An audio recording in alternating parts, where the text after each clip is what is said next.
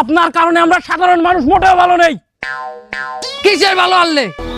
সমস্ত জনগণের তাহামাই দেখাইয়া উন্নয়নের নামে সমস্ত টাকা পয়সা নিজের পকেটে ঢুকাইয়া গ্রামটারে উপজেলাটারে ধ্বংস করে দিতেছে।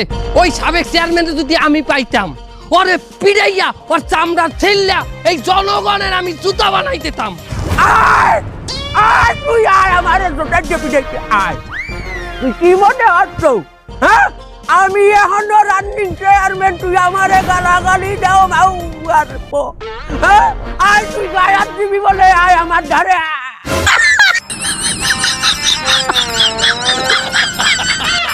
এই যে আপনাকে দায়িত্ব হালাই তুই আপনাকে গ্রামটারে আপনাকে উপজেলার পুরো ডুবাই দিয়া আপনাকে উপরে সমস্ত দায়ভার চাপাই দিয়া এই যে চেয়ারম্যান দিয়ে ইয়া নেই। হ্যাঁ, বুঝতে পারছি এই আন্দোলনের মূল মাথা কেডা? হ্যাঁ, আপনাকে উস্কাইয়া আন্দোলনে কেডা আনছে? কেডা? এই লোক আনছে না? হ্যাঁ, এমনকি খারাই থাকবেন আপনারা? খারাই থাকবেন, ধরেন না কেন?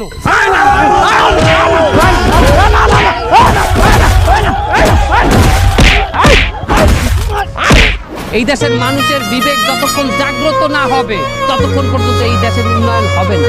মানুষ ভালো হবে, দেশ ভালো হবে। মানুষের বিবেকের উন্নয়ন হবে, দেশের উন্নয়ন হবে। মানুষের মন পরিষ্কার হবে, দেশ পরিষ্কার হবে। মানুষের মনের থেকে দুর্নীতি যাবে, দেশের থেকে